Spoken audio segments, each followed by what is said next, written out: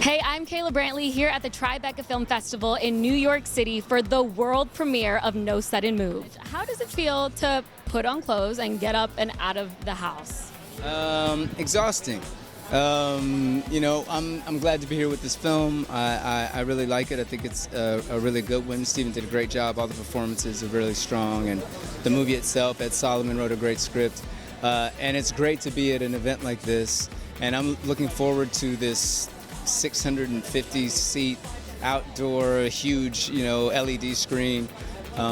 When Steven goes, "The screen looks great," I'm like, "Oh, it must look great," because he's very particular. So I spent a lot of my quarantine watching movies that I probably should have seen and hadn't seen. And a lot of those were your movies too, just classic films. So do you ever go back and watch your own films, or have you? I mean, not really. It's, I can't watch them in the same way that I think most people watch them. I'm just often, I come up on the screen and I kind of do that and cringe and think about all the better choices I could have made. But sometimes if there's enough distance, it usually takes me 5 or 6 years, literally, until I can see something and not think that I'm just, not just being critical of myself and watch the whole thing in total. So it's about time to revisit some of them, probably. Definitely, there was definitely some great ones in there, and none of us were cringing at all, so don't worry. And then this film is a period piece. What's one thing that you really learned from taking on the role and acting with all these incredible people and an incredible director? Well, the subject matter, as far as the history of Detroit, it's great the information that Steven was able to, in a good way, smuggle into the film and talk about things like, the redistricting and the redlining and the sort of nefarious way that the car companies and corporations at that time dealt with the city in general. And it's like I said, it's smuggled in a way doesn't hit you over the head, but if you're paying attention, that's another thing that happens in this film. So it's great that it can be this thriller, this heist caper, but at the same time you kind of are getting kernels of not just, Detroit history, but American history. And my last question, is there one moment from filming that you remember as like one of your favorite times on set? Wow. That you can share? Oh, no. So no drugs? Don't want to talk about the drugs? I mean, we're here for it. Kayla's down for it. No, just everything. I mean, just getting back to work. You know what I mean? Just being able to work with Benicio, who's a bucket list actor for me to work with, and David and Amy and Noah and just everybody. It was a script that jumped off of the page when you read it and couldn't anticipate what was happening. It was really exciting, really well crafted. And to work with a bunch of collaborators, everybody who showed up is a participant in the storytelling process. They don't just, they're not just a meat puppet that hits their mark. Everybody had ideas, everybody was trying to make just not themselves better, but the movie in its entirety better. And Steven is a big collaborative, creative partner. So many, many moments on set were great. Here at the Tribeca Film Festival in New York City, in person, the fact that we're standing this close is kind of insane. No mask. No mask. We're both vaccinated. We're both vaccinated, and Feeling we're good. here. I feel healthy. I feel healthy I don't have any too. respiratory issues. This is all very exciting. And so we are here. So what is so special about in-person events, and what makes this even better? The fact that we survived all this nonsense. I mean, it really was an unprecedented time in our collective experience, and it speaks volumes to the endurance and the resiliency of us as a culture and us as a people. But here we are. We're getting back to normal. It had to. That was unsustainable what we were forced to live through. So we really did. We got through something, and I think this is hopefully not just the film that we're releasing, but the whole festival will be a celebration of that, especially for New York City, which is as I was just talking about, like kind of really coming back now, and it really. It took me about an hour to get across town in traffic today, so it really is coming back. It really does feel like New York's back, the traffic's back, so we're in good shape. For better or for worse, we are back. Okay, so you Mad Men in the 60s, No Sudden Move, the 50s. What is it about period pieces that really draw you in? I look good in a very conservative haircut and a hat. I think that's really it. Look, when I read the script that Ed Solomon wrote, and I saw that Steven Soderbergh was attached to it, I immediately said yes. And then when I realized who else was going to be in the movie, it was just an embarrassment of riches. I mean, it's obviously Cheadle and Benicio, but David Harbour, Bill Duke, Amy Seimetz, whose work I've really loved over the years, not only as an actor but as a filmmaker, and Noah Jupe, who I'm thrilled to was an early adopter of. I enjoyed him very, very much. But it's just the list goes on and on. Ray Liotta. I mean, I could keep thinking of people that are in this thing. Frankie Shaw, who's like an amazing, filmmaker as well. So I really was thrilled to be asked to be a part of it, and I'm thrilled for the opportunity for people to get to see it, and I'm thrilled that it's on HBO Max. Like, people are gonna get to see it that maybe that can't get to the theater or are a little nervous to get to the theater or aren't vaccinated or whatever. So it's going to be available to a much wider audience, and that's very exciting. How are you? Fist bumping? Yeah, whatever.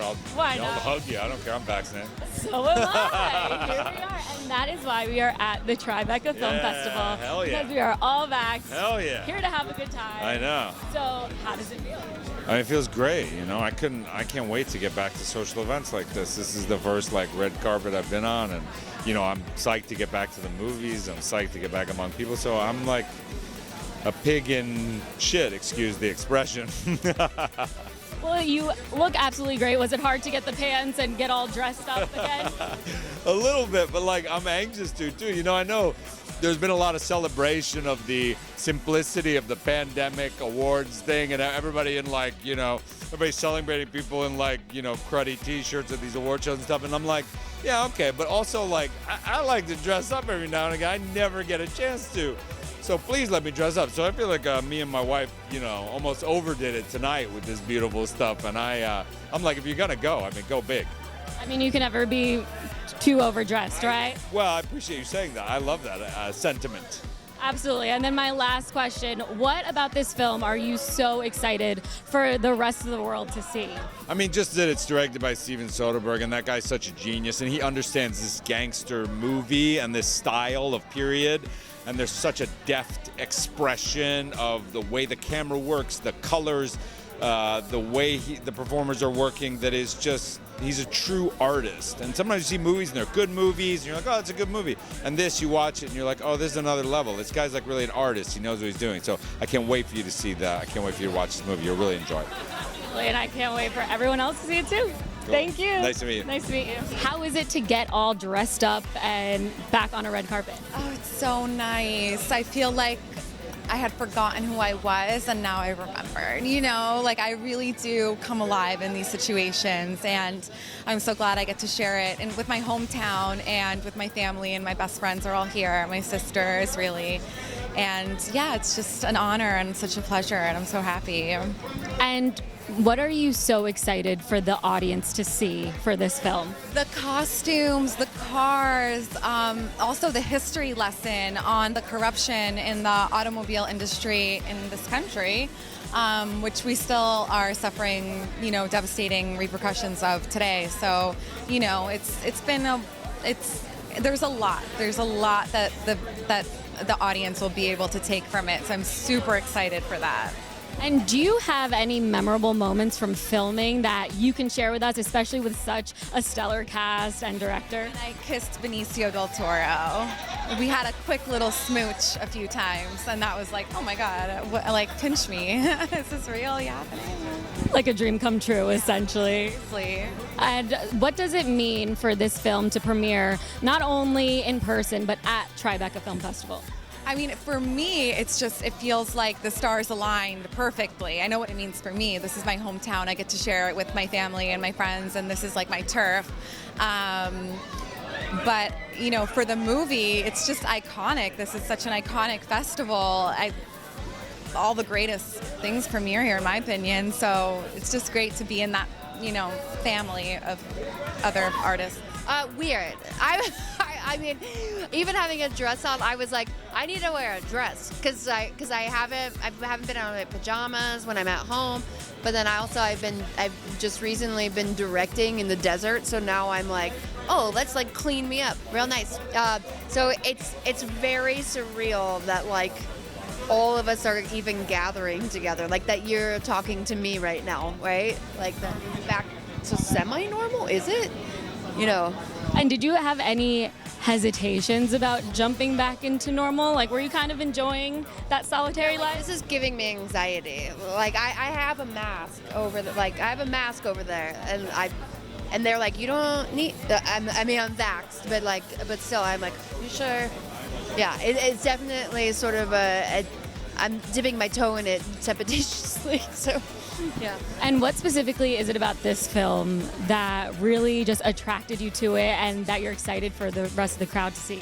I mean, Ed's script and it's Soderbergh, and Soderbergh, you know, he's my EP on The Girlfriend Experience, which is a show I directed that's based on his movie. And when he asked me to do it, I didn't know necessarily what it was at first. I just knew, like, of course I'd come act for you.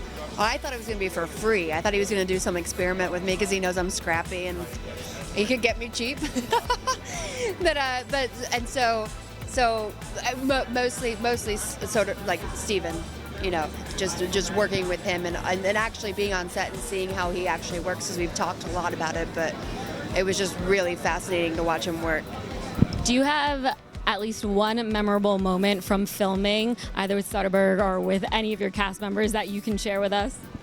Yeah, there's something that made it into the production design in the film is incredible. Like, you'd open drawers and there'd just be like options for you as an actor, like top to bottom, so that in the moment, like, you could make a like choice and like grab something. So we were like solving something on set, and I said, instead of making eggs per se in the script that they tell me to like make eggs, I grab these cereal boxes and like turn, and I'm like make cereal to Noah Jupe's character, to my son, and so we took that moment and we were laughing so hard with Benicio, because Benicio, who I think is absolutely brilliant. Kieran and I were watching him work out because I had made this choice, and he was like,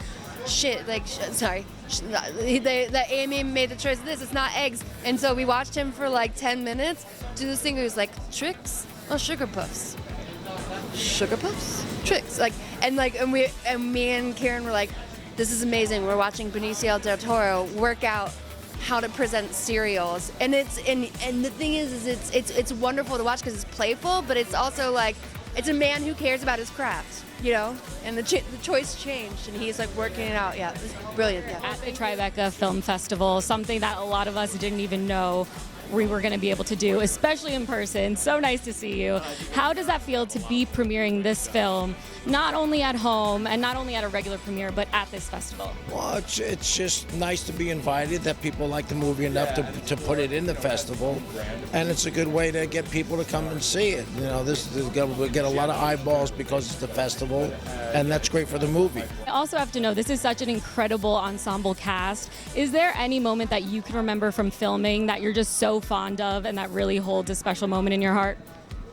No, not any one thing. It's just always fun making movies and trying to make it seem like it's really happening. Absolutely. So you're just going to keep it going. We hope to see you in so many more movies, and especially this one. Thank you so much. Thank you. So we're here at the Tribeca Film Festival for your film, No Sudden Move. Yeah. Has it set in yet? Not really. I mean, I'm very excited to see it. I'm very excited for the world to see it. I mean, it speaks for itself. It's a very crazy movie with crazy people, and yeah, I mean, when you get this kind of these people together, it can't really go wrong. And like you said, you were with such an incredible cast. What was that like, filming with some legends in the industry? I mean, I learned so much. I learned infinite amounts, and I was only shooting for 2 weeks. I learned more in 2 weeks than almost my whole career being on a set like that and being with those people. Yeah, I've got nothing but good things to say about this cast, nothing but good things to say about Steven, so yeah. And are you a little nervous for the world to see this? No, I trust Steven 100%. I think he's definitely delivered.